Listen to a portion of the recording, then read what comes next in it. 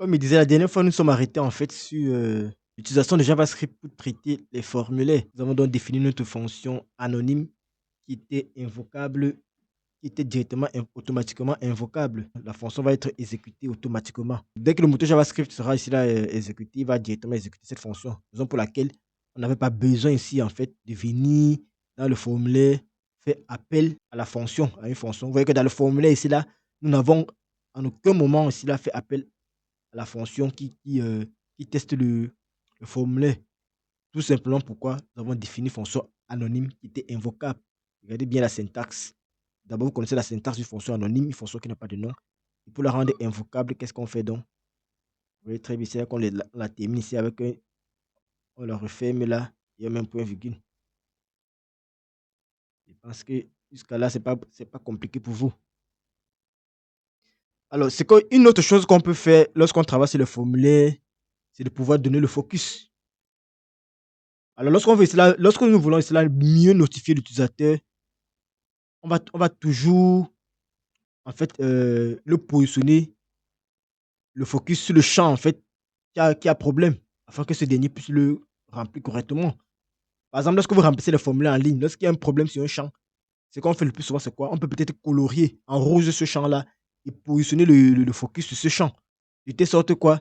De telle sorte que lorsque l'utilisateur va omettre, par exemple, un champ, qu'est-ce qui se passe?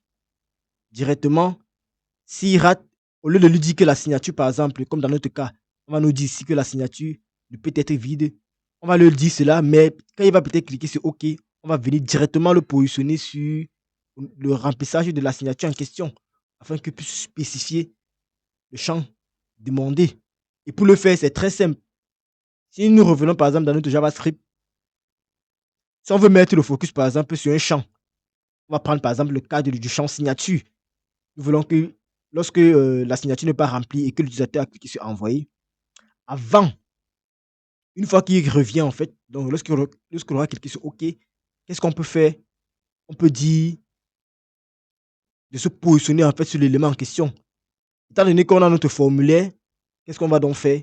On va tout simplement faire un form point signature, puisque c'est le champ signature que nous sommes en train de traiter. Point, on utilise tout simplement la méthode focus. Donc là, ça va donner directement le focus à notre élément. Bien évidemment, il y a plusieurs choses, il y a plusieurs instructions que vous pouvez faire. Vous pourrez changer la couleur du champ en question. Vous pouvez faire tout ce que vous voulez en fait, avec tout ce que nous avons déjà eu à faire. Vous pouvez le faire directement ici, là. Ici, j'enregistre, je m'en vais là. Peut-être actualiser. Vous verrez très bien. Regardez maintenant, lorsque je vais peut-être entrer ce champ-ci et que je ne vais pas entrer le champ-ci, regardez très bien ce qui va se passer. Là, j'ai rempli par exemple le champ article. Je vais soumettre mon formulaire en cliquant sur envoyer. On me dit quoi? On me dit très bien que la signature ne peut être vide, comme nous avons spécifié dans le code. Lorsque je vais cliquer sur OK, vous allez voir très bien que la signature aura maintenant ici là le focus. Regardez, lorsque je clique sur OK, directement, qu'est-ce qui se passe? Il m'a directement positionné au niveau du champ où il y avait l'erreur. C'est grâce donc ici à l'utilisation du focus. Donc, qu'est-ce que je fais? Je cible tout simplement ma signature. Je lui donne le focus avec la méthode point focus. Bien évidemment, on avait déjà, c'est le champ signature, on avait déjà défini notre formulaire, on avait déjà récupéré notre formulaire ici. Et l'une des méthodes qui permettait de retrouver un champ dans le formulaire, c'était d'utiliser directement son nom. Quel est le nom de notre champ signature? Si nous venons là au niveau de signature, il s'appelle signature. Donc, on récupère directement à partir de son nom. Le formulaire forme, on utilise l'objet form.signature parce qu'on connaît, il y a le nom de l'input à question. Raison pour laquelle on fait tout simplement un form.signature, on a le champ en question et on donne le focus à ce champ-là en utilisant la méthode focus. Donc, en faisant ça, on va dire c'est là qu'on a ajouté donc ici la méthode focus sur le champ signature. Vous voyez, c'est assez simple.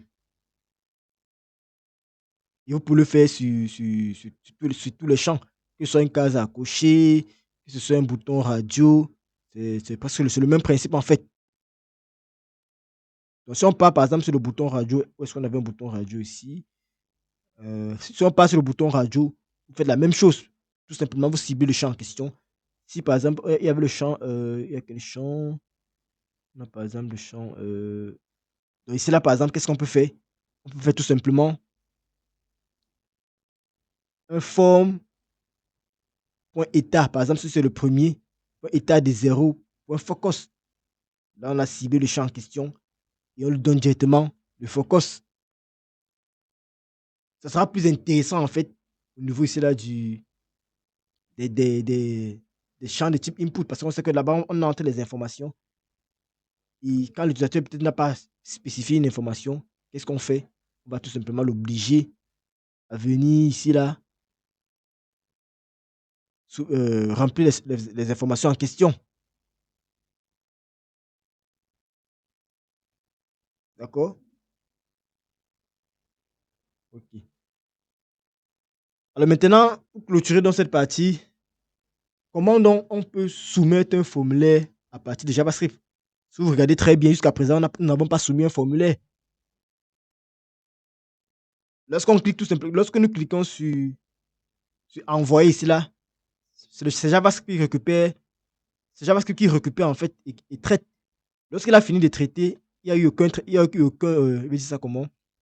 Lorsque JavaScript finit de traiter, il faut bien soumettre cela au serveur parce que c'est le serveur qui va s'en charger de la suite. JavaScript, son rôle sera juste de vérifier la première vérification qu'on peut faire et transmettre cela au serveur, donc soumettre au serveur. Et pour le faire, on va donc faire ce qu'on appelle la soumission en utilisant ici là le JavaScript. Donc avec JavaScript, vous pouvez soumettre ici là un formulaire à partir de votre code.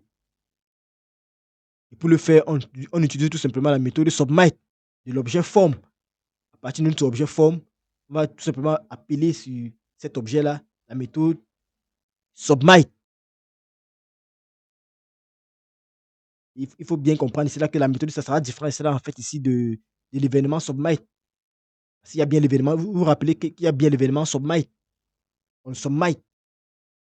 Ici là, nous allons plutôt provoquer dans la soumission. Donc, c'est nous qui allons lancer, déclencher en fait la soumission. Et pour le faire, par exemple, si je veux soumettre mon formulaire, qu'est-ce que je fais par exemple? Je fais tout simplement un form ou un submit. Bon, dans le cas où j'ai défini cela, quand j'ai initialisé ma validation, vous êtes très bien sûr que ici là, je ne peux plus, je n'ai plus accès ici là en fait. Dans ce cas-ci, par exemple, ça va compliqué. Pourquoi? Parce que ici là, après la validation, si en fait, je n'ai plus accès à quoi? Je n'ai plus accès ici là, à ces méthodes-ci. Vous voyez très bien, parce qu'elles ont été déclarées de manière. Comment est-ce qu'elles ont été déclarées? Elles sont dans une fonction. Donc, quand il va sortir de la fonction, en fait, je n'ai plus accès. Je n'ai plus accès. Donc, du coup, ça sera compliqué de venir ici là directement pour faire la soumission, en fait. La seule méthode de faire une soumission, c'est directement ici. Mais pour faire une soumission, ici, là, il faudrait bien vérifier que qu'on ait passé tous ces tests ici, en fait. Si tous les tests ont été passés, vous faites la vérification, en fait, avec tout ce qu'on a vu, tout ce que vous voulez tester. Si tout s'est bien passé, vous faites tout simplement, par exemple, un form.softMite et c'est tout.